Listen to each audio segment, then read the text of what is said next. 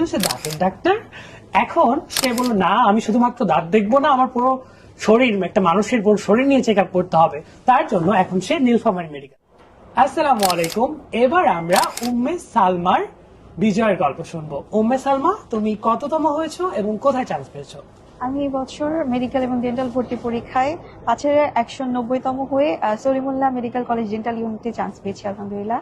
তবে গতকালকে মাইগ্রেশন রেজাল্টে নীলফামারী মেডিকেল কলেজ এসেছে। Nilphamari medical college. প্রথমে ছিল সে দাঁতের ডাক্তার, এখন সে বলল না আমি শুধুমাত্র দাঁত দেখবো না, আমার পুরো শরীর, একটা মানুষের পুরো শরীর নিয়ে চেক আপ করতে হবে। তার জন্য এখন সে নীলফামারী মেডিকেলে। আচ্ছা, আমাদের এডজেনি যে প্ল্যাটফর্ম, সেখানে আমাদের মেন্টর তোহা ভাইয়ার পড়াশোনা বা কিভাবে পড়িয়েছে এইগুলো সম্পর্কে আমাদের একটু বলতে। আমি তোহা ভাইয়াকে অনেক শেষের দিকে পেয়েছি সত্যি বলতে। তো অ্যাডমিশনের শুরুর দিকে মোবাইল থেকে কিছুটা দূরেই থাকতাম, কিন্তু শেষের দিকে এসে যখন ইউটিউবে বিভিন্ন কন্টেন্ট দেখা শুরু করলাম তখন তোহা ভাইয়ের একটা ভিডিও আসে। তো ওখানে ভাইয়া বলছিলেন যে জিকে ইংলিশ নিয়ে একটা গাইডলাইন ছিল। তো আমি ওই ভিডিওটা দেখার পর জানতে পারি যে ভাইয়ার কোর্স আছে। তো ভাইয়ার এন্ড গেম যেটা, ওটা আমি নিয়েছিলাম এবং তখন থেকে ভাইয়ার গাইডলাইন পেয়েছি আমি। তো বলতে গেলে শেষের দিকে হলেও ভাইয়া যথেষ্ট সাপোর্ট করেছে এবং আমি ভাইয়ের প্রতি সত্যি কৃতজ্ঞ এই জন্য।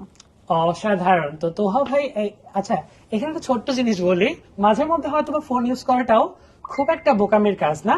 আব্বু আম্মুরা যারা দেখছেন, মাঝে মধ্যে আপনার সন্তানকে একটু ফোনটা চালাতে দেবেন। আচ্ছা যাই হোক, তো সার্বিকভাবে তুমি এখন নীলফামারী মেডিকেলে পড়বে, রাইট? তো আমাদের ভবিষ্যৎ যারা স্টুডেন্ট ভাইয়াপুরা আছে, 26 ব্যাচ, তাদের নিয়ে যদি কিছু বলার থাকে। যারা 26 ব্যাচ আছে ওদের জন্য আমি বলবো যে শুরু থেকে নিয়ত ঠিক রাখতে হবে যে আমাকে মেডিকেলে চান্স পেতে হবে এবং এজন্য যা কিছু করা দরকার অবশ্যই করতে হবে। শুরু থেকে শেষ পর্যন্ত লেগে থাকতে হবে। হতাশা আসবে মাঝে মাঝে, ওটাকে অ্যাভয়েড করতে হবে এবং আল্লাহর কাছে বেশি বেশি চাইতে হবে, তাহলে অবশ্যই চান্স হবে ইনশাল্লাহ। Thank you so much Umme Salma. আমরা উম্মে সালমার মতো আরো অনেকের গল্প শুনবো, তো তোমাকে অনেক অনেক ধন্যবাদ।